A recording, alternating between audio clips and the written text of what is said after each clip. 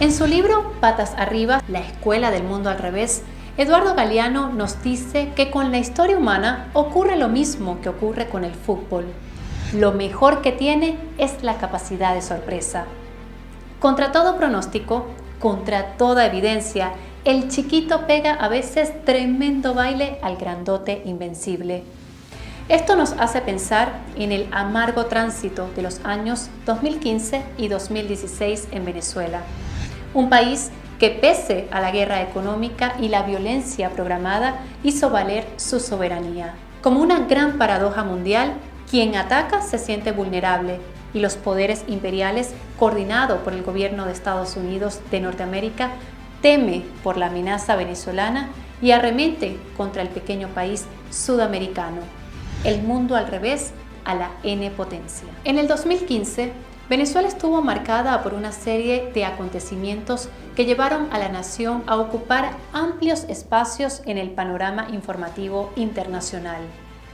Venezuela comenzaba el año como miembro del Consejo de Seguridad de las Naciones Unidas, con su presidente constitucional viajando por Rusia, China, Irán, Arabia Saudita, Qatar, Argelia y Portugal, con la intención de conseguir financiamiento y hacer campaña a favor del aumento del precio del barril de petróleo. Hemos conversado, nos hemos escuchado, hemos conseguido puntos de encuentro, de coincidencia muy profundos para una nueva etapa de fortalecimiento de la OPEP. Conversamos a fondo importantes ideas para una estrategia de estabilización del mercado petrolero, de recuperación de los precios, una importante estrategia. Así que es una visita en el marco de esta gira internacional que nos ha llevado a China, importantes acuerdos en la China, en el marco de esta visita que nos llevó a Irán, a Arabia Saudita, vamos saliendo a Qatar, de Qatar a Argelia. Es una visita para reforzar nuestra economía, es para conseguir los recursos para el desarrollo económico de este año y de los próximos años. También iniciaba el año con Nicolás Maduro Moros rindiendo memoria y cuenta en la Asamblea Nacional y dictando varias medidas económicas como la unificación del SICAP 1 y 2 y el mantenimiento de una tasa de cambio preferencial para alimentos y medicinas. Hay un debate en el país sumamente importante. Hay un debate sobre el tema económico. Hay diversas teorías sobre el tema cambiario. Técnicamente seguro tienen razón. Pero la Venezuela del año 2015 está sometida a una guerra económica nacional e internacional. La revisión de las cadenas de distribución de alimentos a fin de atacar la escasez y el aumento del salario mínimo en un 15%.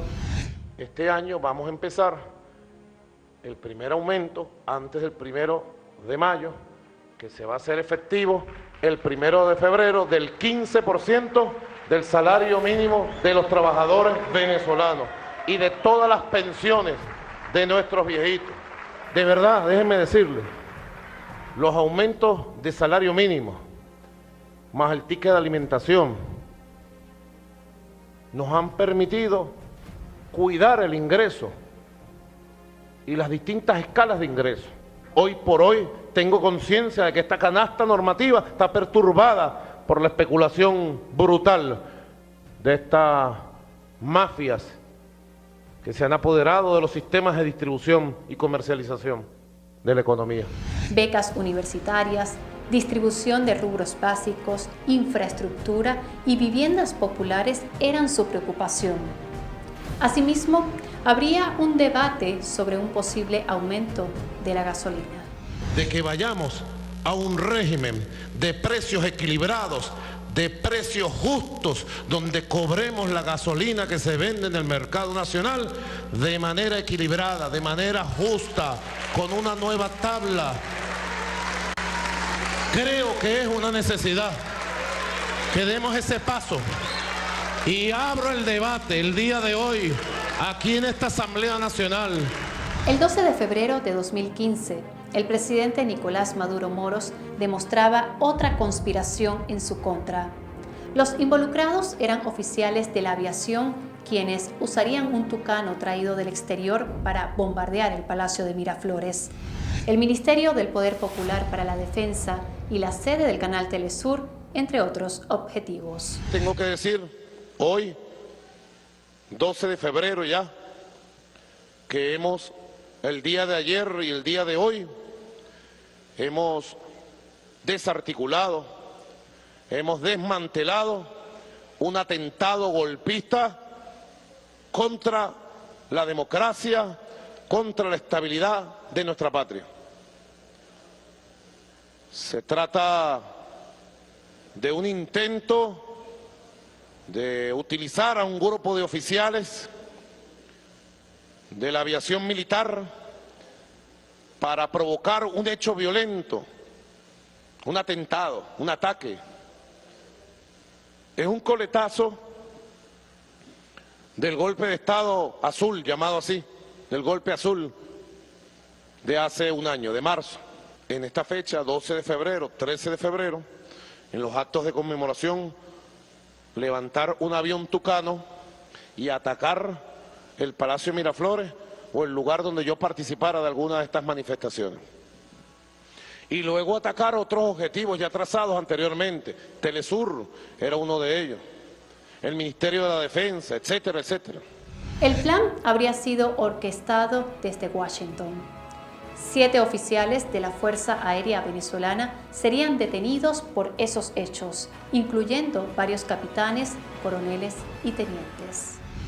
Hicimos detenciones muy importantes el día de ayer, en la noche, en la madrugada y hoy. Están presos los conjurados. Las investigaciones continúan, estamos desmantelando el resto. Y apenas fueron capturados, todos están declarando y lo están contando todo, con pelos y señales. A la semana de este incidente, el dirigente opositor Leopoldo López se entregaba a la Guardia Nacional Bolivariana temiendo por su vida por culpa de sus propios compañeros opositores. Yo ahora voy a proceder a ir al piquete donde está la guardia y donde está la policía. Sí lo voy a hacer. Créanme. Yo lo pensé mucho. Y las opciones que tenía era irme del país. Y yo no me voy a ir de Venezuela nunca. Yo no me tengo que esconder. Entonces la opción que me queda es presentarme. Y yo les pido, por favor, les ruego con el corazón, les ruego que cuando yo pase y me entregue, yo les pido, por favor, que ustedes se mantengan en paz. Sobre su entrega en el 2014 es importante tomar en consideración el contexto de cuando acontece este incidente. Sabemos que hubo unas elecciones el 6 de diciembre del 2013 en las cuales el presidente Nicolás Maduro obtiene una victoria aproximadamente, diríamos en términos coloquiales, final de foto. ¿Qué genera eso? Genera una crispación en la ala opositora, que es para cavilar profundamente, en la cual ellos promueven prácticamente incendiar el país, en la cual hubo un pronunciamiento de Capriles, en la cual dice descarguen esa rabia, esa ira, esa rechera, en términos coloquiales, generando lamentables hechos fatales de pérdidas humanas. Viene la propuesta incendiaria de Leopoldo López en 2014 llamada La Salida, solamente liderizada por él, por María Corina y por Antonio Ledesma, en la cual buscan, por medios no pacíficos, la toma del poder, donde visualizaban toda esa narrativa mediática donde Leopoldo era un perseguido político, era un héroe, era un líder, que es un tema realmente discutible. Él se entrega, en la cual participa un Diosdado Cabello, un importante dirigente de la revolución, aliado fundamental de Maduro y del comandante Chávez, en la cual se entrega porque obviamente por conocimientos de seguridad, que es bueno tener en consideración, le indica a Leopoldo y a su entorno familiar que hay acciones en las cuales están atentando contra su vida.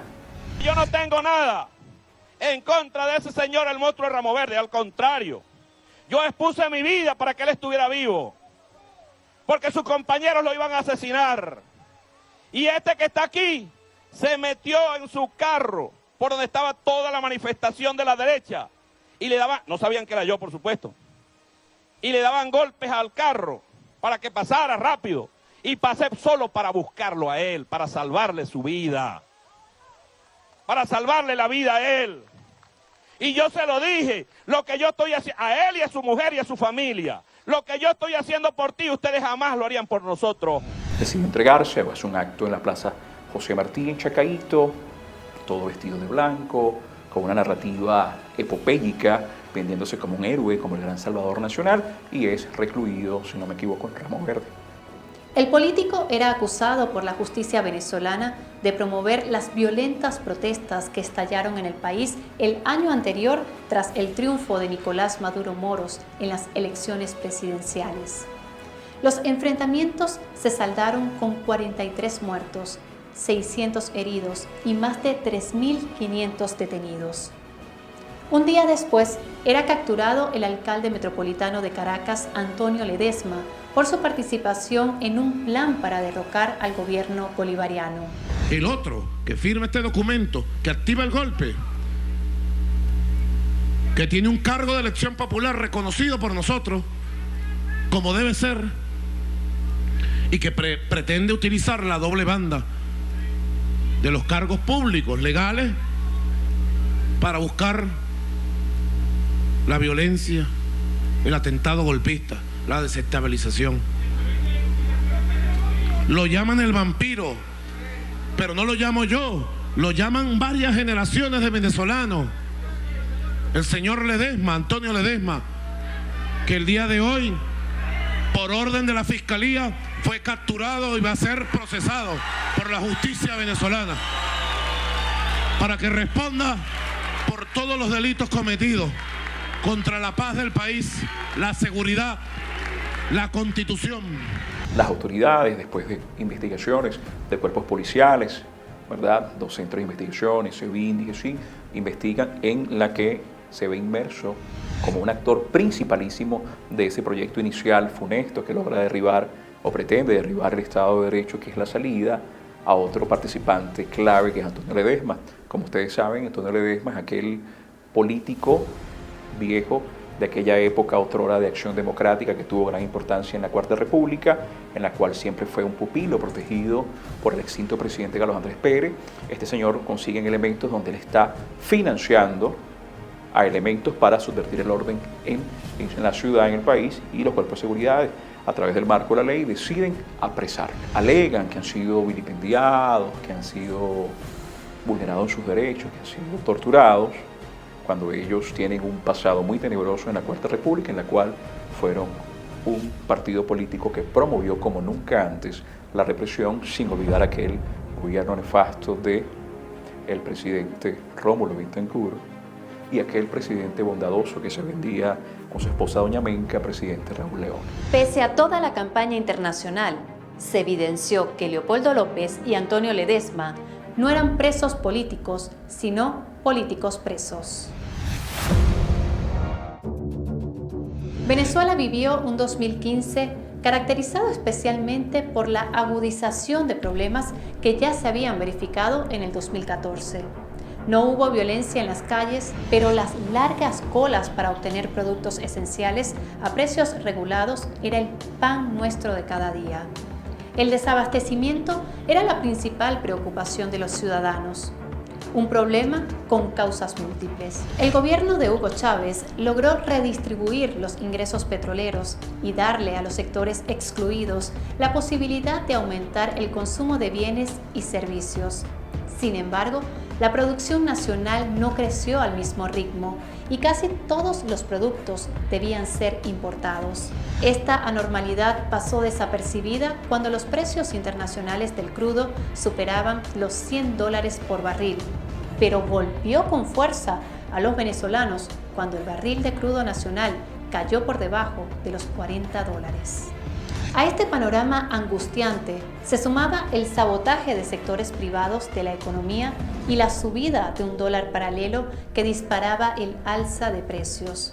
Todo aquel que fije precios en dólar fantasmas o paralelos, o que diga utilizar ese dólar sin ningún tipo de respaldo legal, todo aquel que utilice dólar paralelo etcétera, etcétera, caerá en la nueva normativa de ilícito cambiario con sanciones graves, duras, inexorables que deben establecerse y que se van a anunciar. Acabar con la revolución bolivariana era el fin último. Pero los ataques contra el gobierno de Nicolás Maduro Moros no solo eran desde dentro, también llegaban desde Washington. En marzo, el presidente de Estados Unidos firmaba un decreto exponiendo a Venezuela como un peligro para su tranquilidad interna.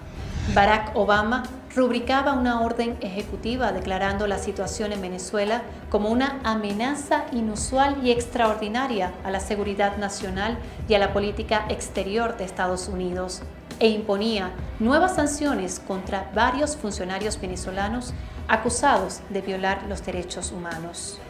El mundo al revés de Galeano. Aparece desde los Estados Unidos, desde ese concepto de política norteamericana en la cual ellos expresan la doctrina Monroe, promueven una serie de sanciones en la cual sancionan a 7 ciudadanos venezolanos, están en el poder, fungiendo como gobernantes del Estado, decreta a Venezuela una MLE como una amenaza extraordinaria e inusual a los intereses de Estados Unidos.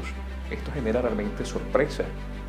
Uno, el venezolano de a pie, el ciudadano, el profesional, la ama de casa, el niño, ¿cómo puede entender que un país tan poderoso, que tiene el poderío militar más poderoso en la historia, ni siquiera comparable al Imperio Romano, que tiene más de 200 bases alrededor del mundo, que tiene una inversión aproximadamente de $700 mil millones en gastos militares, que pudieran hacer mucho más a la humanidad, ayudando a su nación y a sus países amigos, pueden pretender que Venezuela es una amenaza?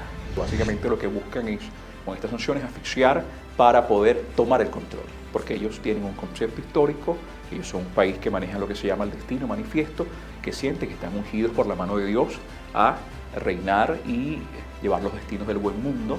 Tienen que los ciudadanos del mundo seguir ese modelo que es totalmente devastador y totalmente exclusionista de posibilidades de crecimiento de toda la humanidad, sino que es una mirada que manejan una visión de la plutocracia. ¿Qué es la plutocracia? Es la democracia regida por los ricos o magnates. Esta medida, esta sanción pretende es socavar, asfixiar, y se abroga un derecho que, llamado sanciones, que tenemos que tener claro que no son sanciones. Ninguna nación se puede abrogar el derecho de sancionar a otra, porque eso son medidas coercitivas.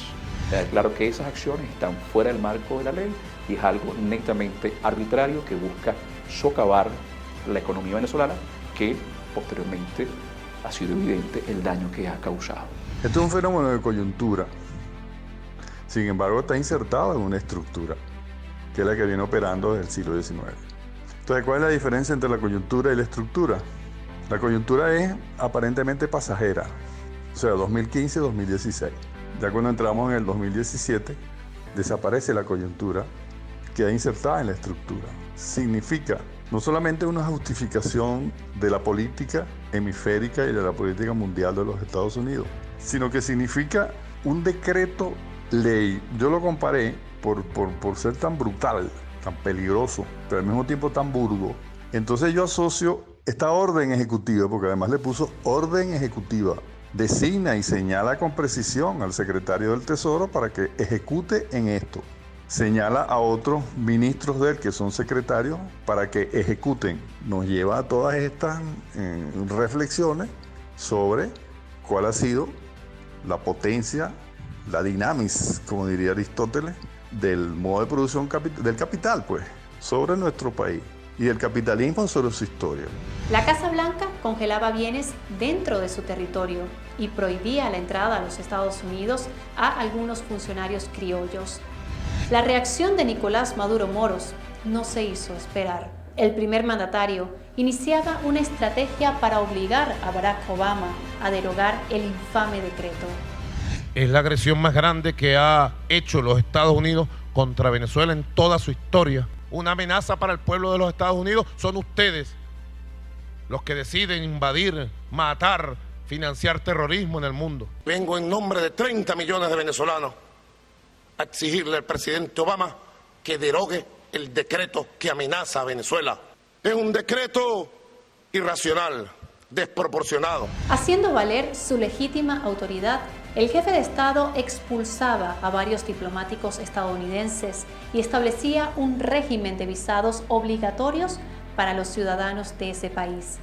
En el ámbito externo, Venezuela recibía el respaldo de casi todos los países de la región a través de la Alianza Bolivariana para los Pueblos de Nuestra América, la Unión de Naciones Suramericanas y la Comunidad de Estados Latinoamericanos y Caribeños.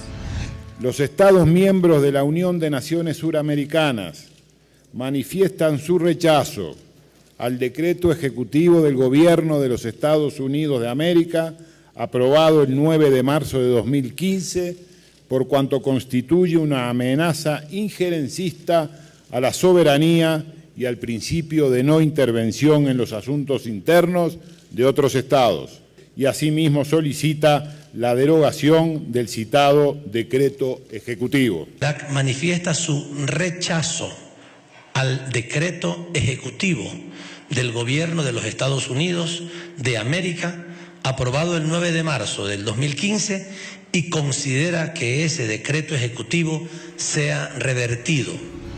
La respuesta también fue inmediata y masiva. Millones de venezolanos firmaban reclamando la supresión del decreto contra Venezuela.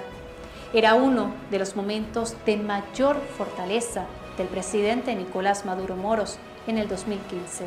Finalmente, el propio Barack Obama reconocía antes de la Cumbre de las Américas en Panamá que Venezuela no era una amenaza para Estados Unidos y que la orden ejecutiva era redactada en un lenguaje estándar. El presidente de Estados Unidos afirma que Venezuela no es una amenaza para su país. Barack Obama señaló en entrevista con la agencia española EFE que, textualmente lo citamos, no creemos que Venezuela sea una amenaza para Estados Unidos y Estados Unidos no es una amenaza para Venezuela. El 10 de noviembre de 2015, en una carta pública destinada a Tibisay Lucena, Luis Almagro, secretario general de la Organización de los Estados Americanos, denunciaba que el gobierno venezolano no estaba garantizando la transparencia para las elecciones parlamentarias de diciembre próximo y, sin esconder su talante injerencista, exigía al gobierno poner correcciones a esa situación. En esta carta dice el señor Almagro a Tibisay Lucena: he recibido su amable carta a la que accedieron algunos medios de comunicación latinoamericanos, en la que lamentablemente se rechaza el ofrecimiento que realizáramos de una observación electoral de la Organización de Estados Americanos en las elecciones parlamentarias a llevarse a cabo el 6 de diciembre de 2015. Lamento además que el rechazo se fundara en un posicionamiento político y no en los argumentos que hacen a la justicia y a las garantías necesarias para el desarrollo de un proceso electoral. Palabras del secretario general de la OEA en un documento de 17 páginas, Ruth, en el que se exponen todos los argumentos por los cuales estas elecciones deben tener observación internacional. Así es, y justamente en la página número 17, Almagro remata diciendo: por todo lo expuesto en esta carta, existen razones para creer que las condiciones en las que el pueblo va a ir a votar el 6 de diciembre no están en estos momentos garantizadas al nivel de transparencia y justicia electoral que usted desde el CNE debe garantizar. En el 2015 hay una figura importante que es una especie de gerente que maneja la política norteamericana en detrimento de los países latinoamericanos, y es una contrariedad porque es un hombre que es suramericano, que viene de Uruguay, ¿verdad? Que viene del Frente Amplio de Uruguay, que es Luis Almagro, protegido políticamente por el presidente uruguayo Tabaré Vázquez y el presidente Mujica. La postura de Almagro, que es importante tomar, es una postura que ha sido, que es como secretario para gerenciar los desarrollamientos nacionales, no para tomar postura y enseñarse con Venezuela como lo hizo de forma realmente soez, descarada y fuera del marco del derecho como tal. Posteriormente habrán acciones que ellos van a querer tomar, van a querer invocar posteriormente la Carta Democrática, en la cual tuvieron varias intenciones, pero se requería un voto importante de aprobados para poder acceder a la sanción a Venezuela, y nunca, debido a ese bloque hegemónico que tenía Venezuela, nunca logró ese cometido, y después posteriormente tomaron acciones fuera del marco de la ley, pero con una mascarada aparentemente legal, apoyada obviamente por el poder mediático y la influencia notable en las conductas que generan las redes sociales. El 6 de diciembre, la oposición alcanzaba la mayoría calificada de 2/3 y asestaba la primera gran derrota electoral al chavismo. Por primera vez en 17 años, obtenía mayoría en la Asamblea Nacional. En términos generales, tenemos que modalidad nominal, el Partido Socialista Unido de Venezuela tiene 24 representantes nominales. Modalidad lista, 22 representantes con un total para 46 diputados y diputadas. El Partido MUT en la modalidad nominal, 72 diputados y diputadas, en la modalidad lista 27 para un total de 99. Quedan no adjudicables 17 diputados y diputadas nominal, 2 diputados listas y un total de 19 cargos no adjudicables. No son adjudicables, como sabemos, no son irreversibles porque las distancias son muy pequeñas. Es importante señalar una fecha también emblemática, el 6 de diciembre del 2015, donde las fuerzas opositoras, de forma democrática, entendieron que la ruta era electoral, el ejercicio democrático del sufragio, y obtuvieron una rutilante victoria, para nadie un secreto, con más o menos 113 puestos en la Asamblea, en la cual fue realmente, en términos muy coloquiales, arrolladora, y en la cual el gobierno obtuvo aproximadamente unos 55 diputados.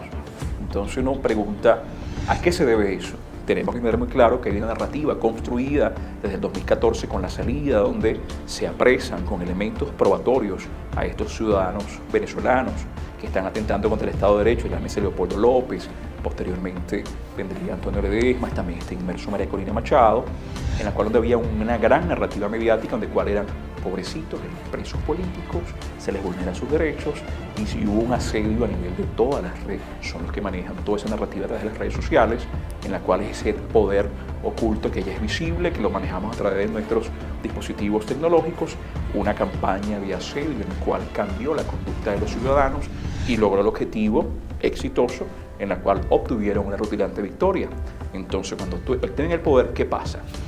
Uno pretende como ciudadano y demócrata, entiende, bueno, ganaron en buena lid, esperemos que gobiernen en aras de generar propuestas que ayuden a todo un colectivo nacional, pero resulta que las acciones desdicen mucho de esa idea originaria.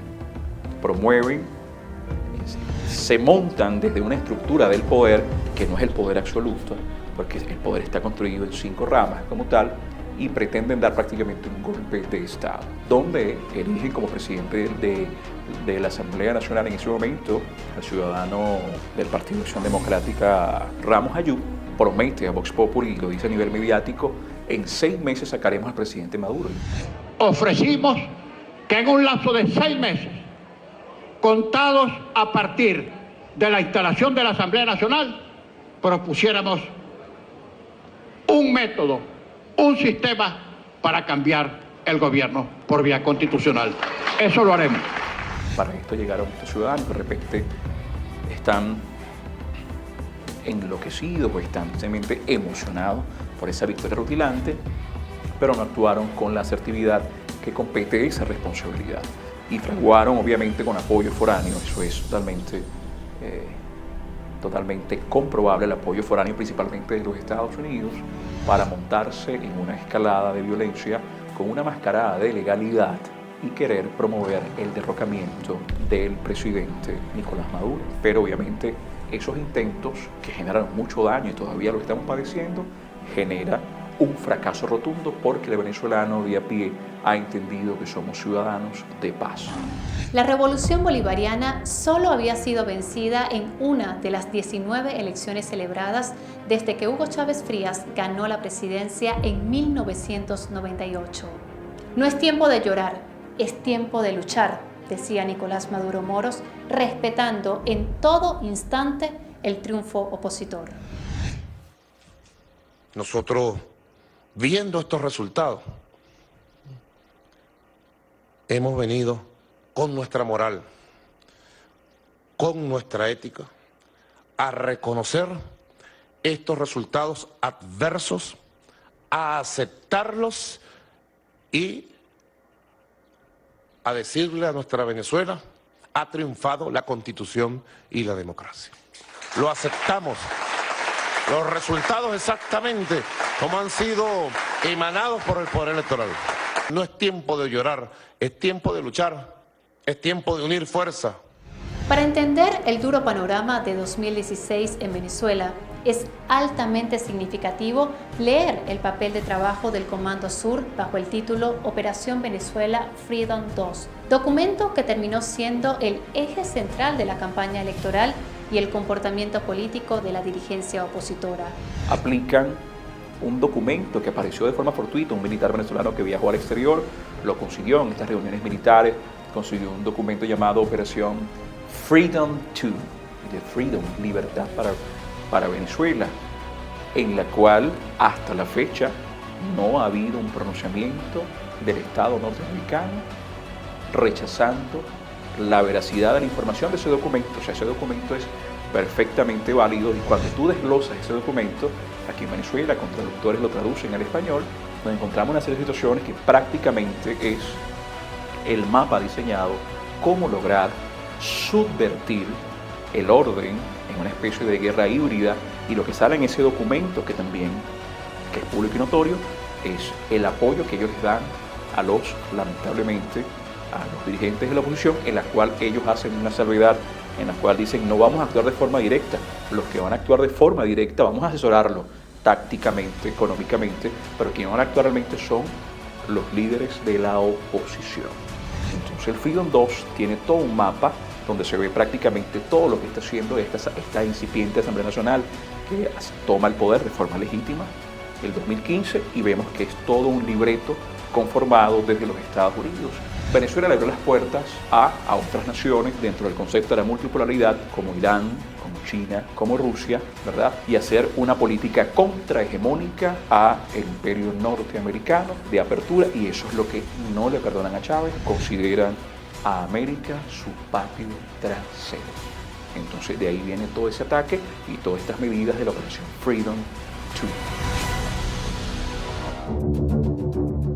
2. El recetario era claro: poner en evidencia el carácter autoritario y violador de los derechos humanos del gobierno de Maduro, emplear la orden ejecutiva de 2015 como parte de una maniobra que pudiera justificar el desarrollo de la política intervencionista con viso de legalidad, aislar internacionalmente a Venezuela, a la vez de descalificarla como sistema político irrespetuoso de la separación de poderes, generar un clima propicio para la aplicación de la Carta Democrática de la Organización de Estados Americanos y colocar en la agenda la premisa de la crisis humanitaria que permitiría una intromisión en el país sudamericano con apoyo de organismos multilaterales, incluyendo la Organización de Naciones Unidas.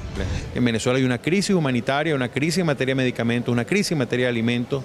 Desde el año 2015 ya son 3.400.000 migrantes y refugiados venezolanos que se han ido en contra de su voluntad, que se han ido por la crisis humanitaria, la violencia generalizada, la violación de derechos humanos. Las recomendaciones dadas apuntaban hacia el cerco y la asfixia del pueblo y gobierno venezolano, imponer una agenda a la mesa de la unidad democrática utilizando la Asamblea Nacional como tenaza para obstruir la gobernanza, es decir, convocar eventos y movilizaciones, interpelar a los gobernantes, negar créditos, derogar leyes. En el plano político interno había que insistir en el gobierno de transición y en las medidas a tomar después de la caída del régimen, incluyendo la conformación de un gabinete de emergencia, donde podían incluirse sectores empresariales, jerarquía eclesial, sindicatos, ONGs, universidades. Para arribar a esta fase terminal, agregaba el instructivo gringo, había que impulsar un plan de acción de corto plazo, 6 meses, con un cierre de la segunda fase hacia julio-agosto de 2016. Para ello, se tenía que mantener la campaña ofensiva en el terreno propagandístico, fomentando un clima de desconfianza, incitando temores, haciendo ingobernable la situación. En este sentido particular, decía que era importante la explotación de los temas como la escasez de agua, de alimentos y de electricidad, reforzando la matriz mediática que ubicara la crisis eléctrica como responsabilidad exclusiva de Nicolás Maduro Moros. Se agudiza la crisis en el sistema eléctrico venezolano. Los apagones en el interior del país son cada vez más frecuentes. A juicio de la dirigente opositora María Corina Machado, la situación es solamente consecuencia de la incompetencia, corrupción e irresponsabilidad del gobierno actual. De la misma forma, había que posicionar la matriz de que Venezuela entraba en una etapa de crisis humanitaria por falta de alimentos, agua y medicamentos. Todo esto con la creación de alianzas en lo regional y la aplicación de la Carta Democrática con el respaldo de Luis Almagro y movimientos militares estratégicos en la región. Además, había que debilitar el liderazgo bolivariano y anular la capacidad de mando del chavismo. Cerraba el manual desestabilizador. Todos estos eventos que han acontecido desde el 2015, incluso vamos mucho más atrás, desde el intento de derrocar al presidente Chávez, en la cual volvió de la mano del pueblo, todos estos hechos que han demostrado que los norteamericanos solamente tienen intereses, no tienen aliados. Y obviamente Venezuela es sencillamente la joya de la corona. Hay gente que preguntará, bueno, Daniel, profesor, pero China también quiere esos recursos, pero Irán también quiere esos recursos, pero Rusia quiere esos recursos, pero tiene que tener algo muy claro. Con ellos nos manejamos en base a intereses y respeto como naciones. Y la diferencia del trato con Estados Unidos es de súbito, en cambio, la diferencia del tratado con Rusia, con China o Irán, es tratado de iguales, de potencias que se ayudan en un beneficio para un colectivo de sus naciones y un beneficio del colectivo venezolano. A partir de enero de 2016, la Asamblea Nacional contaba con mayoría opositora. En la instalación de la nueva Asamblea, su presidente, Ramos Salud, manifestaba abiertamente la intención de terminar con el gobierno en un plazo de 6 meses. Simbólicamente, antes de la primera sesión ordinaria, el nuevo jefe del Parlamento ordenaba el retiro de pendones que retrataban al expresidente Hugo Chávez Frías y a Simón Bolívar. Hoy les vamos a presentar un video que se está haciendo viral en las redes sociales, donde el presidente de la Asamblea Nacional de Venezuela, el derechista Henry Ramos Salud, retira los cuadros de Simón Bolívar y de Hugo Chávez en ofensa a esos dos personajes históricos del país. Los cuadros estaban dentro de la Asamblea Nacional, ahora dominada por la derecha.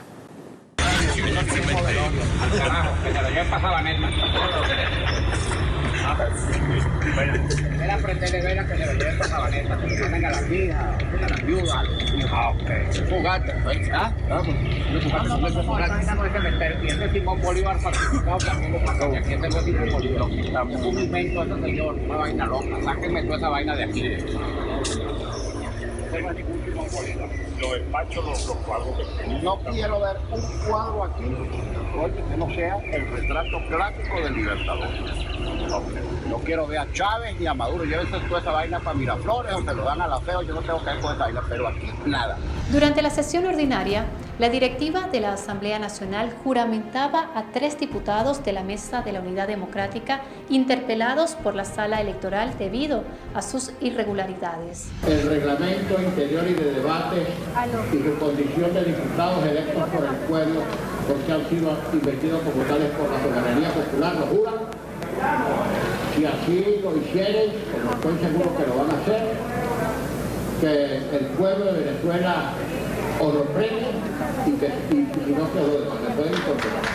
La Sala Electoral del Tribunal Supremo de Justicia declaraba a la Asamblea Nacional en desacato y la nulidad de todos los actos del ente legislativo, ordenando a la Junta Directiva anular la juramentación de los 3 diputados de Amazonas.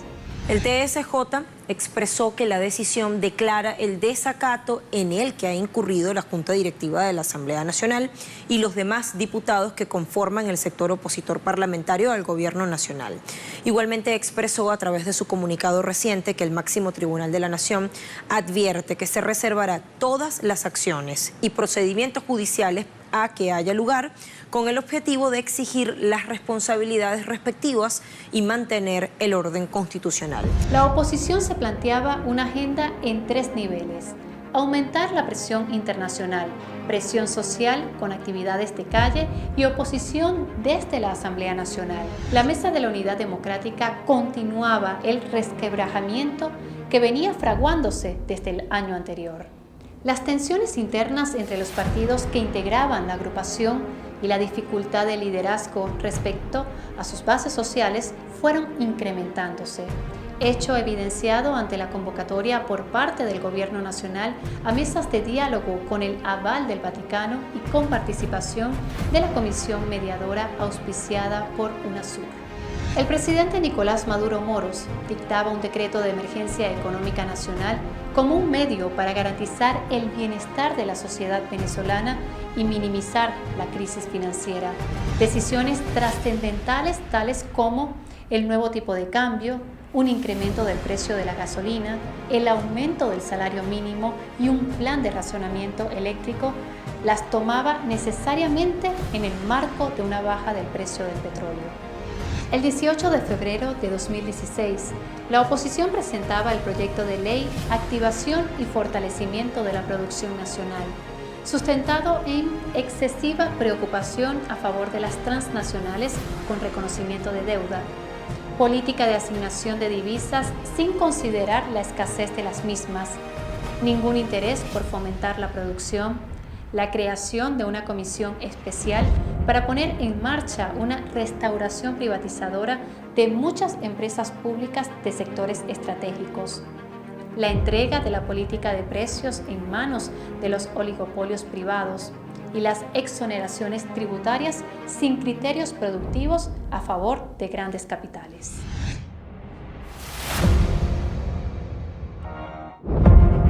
A principios de mayo, la oposición entregaba al Consejo Nacional Electoral las firmas recolectadas para llamar a referendo revocatorio contra el presidente Nicolás Maduro Moros. A su vez, el primer mandatario decretaba un estado de excepción y emergencia económica y divulgaba ajustes de precios de algunos alimentos y medicinas. Hoy, lunes 2 de mayo, en horas de la madrugada, la Unidad Democrática entregó de manera impecable las firmas del 1% para iniciar el proceso del referendo revocatorio. Hoy madrugamos al oficialismo entregando en las instalaciones del CNE 80 cajas. Cada caja tenía 2.500 planillas para un total de 200.000 planillas contentivas a su vez de 1.850.000 firmas de venezolanos exigiendo la realización del referendo revocatorio. Mientras en el panorama interno, la Asamblea Nacional decidía llevar a cabo un juicio contra el presidente Nicolás Maduro Moros por su responsabilidad política en la situación económica, lo cual no tuvo ningún efecto jurídico allende de nuestras fronteras, el líder bolivariano participaba en Cuba a favor del acuerdo de paz entre el gobierno de Colombia y las FARC. Significa abrirle la oportunidad a que se supere el conflicto armado más antiguo que hay en el continente y en el mundo, pareciera ser, y que Colombia comience a transitar la construcción de una cultura de paz, lo cual, ten la seguridad, somos un solo pueblo, Colombia y Venezuela, va a redundar en una región que va a tomar el camino de una nueva cultura de cooperación, de solidaridad, de hermandad. Es una gran noticia que se haya dado este paso histórico y desde Venezuela vamos a seguir haciendo todo lo que podamos, siempre con humildad, con compromiso y perseverancia para que Colombia transite este camino, esta ruta y vaya construyendo la paz. A mediados de año, se debatía en la Organización de Estados Americanos la activación o no de la Carta Interamericana en Venezuela.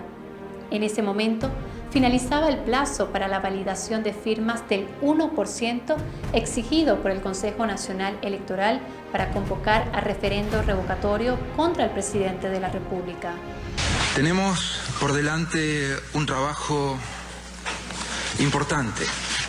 Tenemos para adelante el hecho de concentrarnos y focalizarnos en el problema de fondo que Venezuela, los venezolanos enfrentan cotidianamente. Ustedes hoy decidirán, estarán en nosotros elegir el camino sobre la situación de los presos políticos en Venezuela, decidir si el pueblo de Venezuela puede recibir asistencia humanitaria a través de un canal internacional. Si le damos la posibilidad al pueblo de Venezuela de elegir su destino, se lo negamos. Si permitimos que los obstáculos administrativos imprevistos prevalezcan sobre la voluntad de la gente. Todo esto es responsabilidad nuestra. Los tribunales penales de los estados Carabobo, Aragua, Bolívar, Monagas y Apure sentenciaban la anulación de la primera etapa del proceso de recolección de firmas del referendo por falsedad en la identidad de los firmantes, suplantación y utilización de personas fallecidas. Estas disposiciones judiciales obligarían al Consejo Nacional Electoral a posponer la segunda fase del referendo revocatorio. Los tribunales penales regionales anularon la primera fase del proceso de solicitud de referendo revocatorio al presidente Nicolás Maduro, propuesto por sectores de la derecha nacional. Esto tras confirmarse la ejecución de distintos hechos fraudulentos durante la recolección de ese 1% de firmas del padrón electoral necesario para validar a la organización política en una primera fase.